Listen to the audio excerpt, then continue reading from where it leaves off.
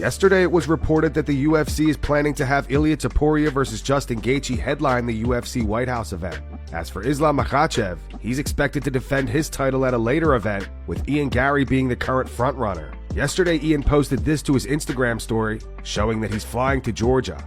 I promise you, I told you at that interview, I'm coming to Georgia. I told all of you, I will come to Georgia because Georgia has phenomenal wrestling, phenomenal judo, phenomenal sambo. And when you are trying to prepare for someone like Islam Makhachev, I'm going to need that. So Georgia, I'm holding to you guys. I'm going to need your help. So every southpaw wrestler, every guy that thinks he's going to be like Islam Makhachev, we need to find a place. I will see you there and I will call for your help. Rampage Jackson has been receiving a good bit of backlash since footage surfaced of him going off on a fan for asking him about Jon Jones. If you missed it, here's what happened a few days ago. I've been a huge fan forever. Yeah. Thank you, brother. I have one question for you. What? Is that a video? Yeah. Tell me it's a video. Tell me it's a video. I didn't know it was a video. All right. What was it like fighting Jon Jones? Get the out of my face. Get the out of my face. Hey, guess what, though? What's it like being a little What's it like? What's it like being a little I mean, no. I'm not supposed to be a No. Tell me, though. What's it like being a little You asked me what? I asked you a question. What's it like being a little I'm a huge fan. What? No. I answer your question. What's it like being a little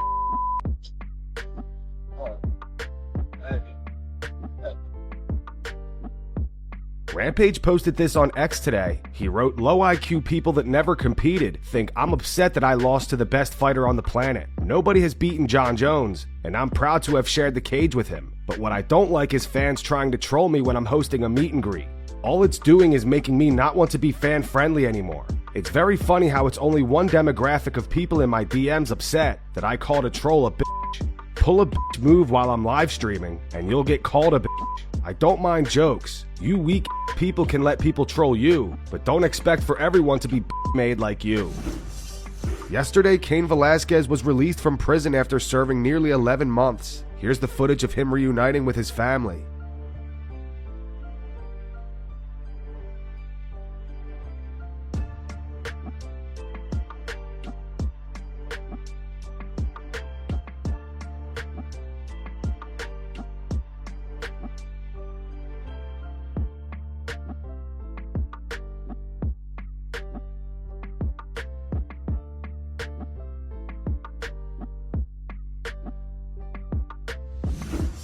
Dana White gave an update on the White House card last night. And then obviously, look, you had the matchmaking for the White House. I know you're not announcing anything tonight, but I'm sure you have a framework and an idea in mind of what that card looks like.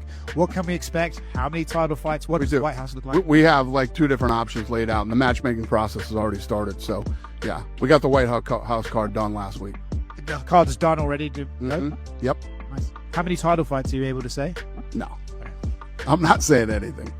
Can you clarify? So you when you were answering the question about the White House, you said you had 2 options, but then you said it was done. I'm sorry. Yeah. So we laid out 2 different options. I didn't say it was done. I said the card was built.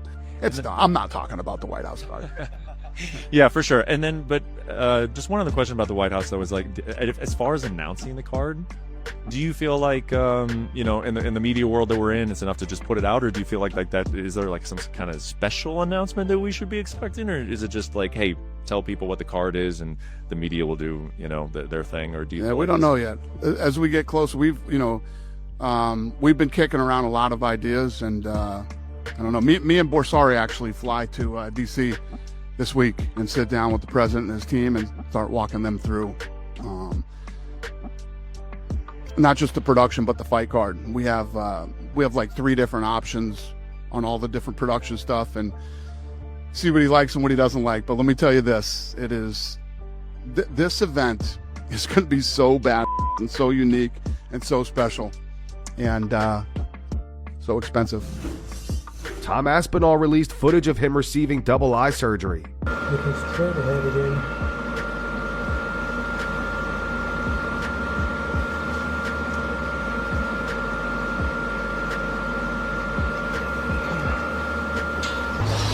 Right guys, that's me done. I've just had double eye surgery, and this video was filmed in Italy a couple of weeks ago, before the eye surgery obviously, so hope everyone enjoys it. I'll probably be having a bit of time off, so we'll be back soon. Updates to come. Gordon Ryan thinks Zabit Nurmagomedov and Khamzat Chimaev would get beat easily in ADCC, Submission Fighting World Championship. That's the style that like Khabib and Khamzat use. Like they're not the best wrestlers. Like they're not the best like freestyle wrestlers in the world. They're not the best jiu-jitsu guys in the world. Like if you put those guys into ADCC, like they would get like beat pretty easily. But like what they're doing is a submission grappling. Like they're not supposed to be the best wrestlers. They're not supposed to be the best jiu-jitsu guys. They're supposed to be the best MMA fighters.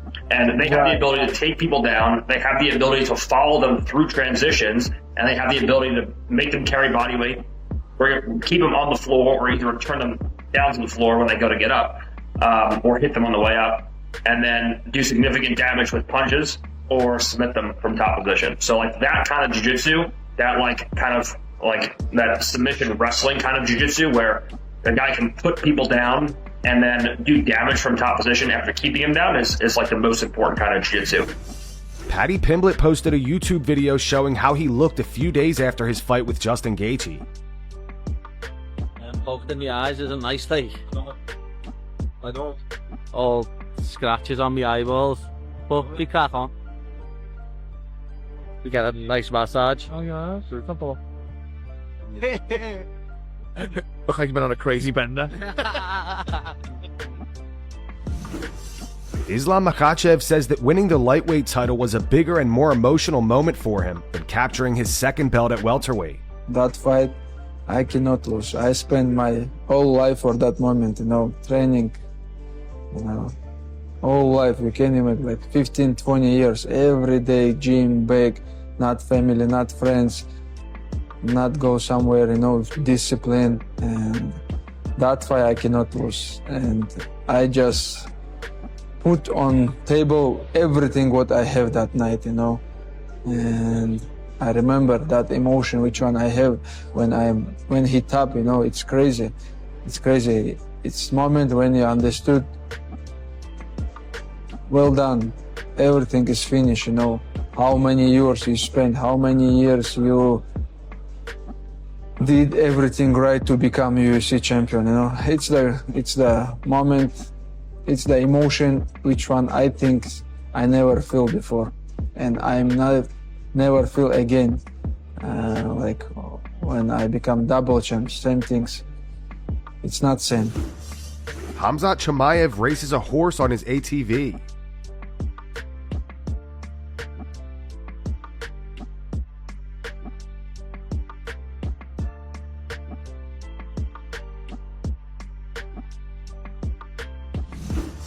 Zabit Magomedsharipov just recently signed with ACB League and is returning to compete in jiu-jitsu. He posted this footage to his Instagram. He wrote "not again, but again," and he added ACB Jiu-Jitsu.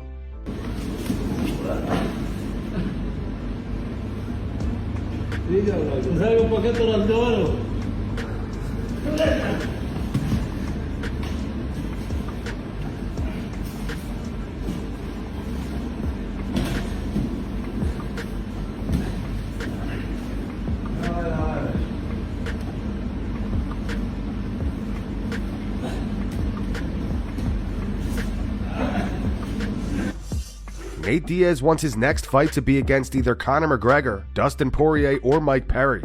In an interview with TMZ Sports last night, Nate said, "I'm ready to get back in the real action. I want to fight either McGregor trilogy, maybe Dustin Poirier if he stops being such a and maybe Mike Perry. We'll see what happens in the future though. The White House card would be dope too."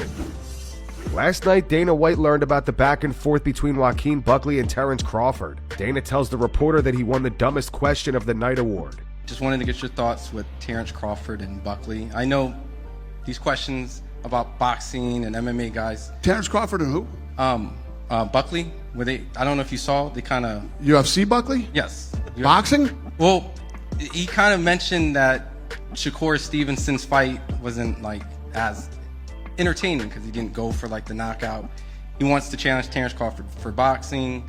They started tweeting a little bit, I guess Buckley told, if it was a real fight, he would kill him. The whole MMA boxing stuff. Are we still talking about this? I just had to ask because it's been all over the place, just the concept of... Well, I didn't know anything about it, and I'm Not thrilled that you told me about it. I mean, everybody knows how I feel about that. Crawford and Buckley boxing, or Crawford, who just made $55 million, is going to go street fight Buckley? Well, I don't think he was implying that he would. Just kind of, I guess. What's that? He wasn't implying that he would do it, but it sounded like Buckley was challenging him, saying that he was MMA was the more superior of the two. So you're in the boxing world, so I gotta ask. You win the dumbest question of the night award. Congratulations, sir.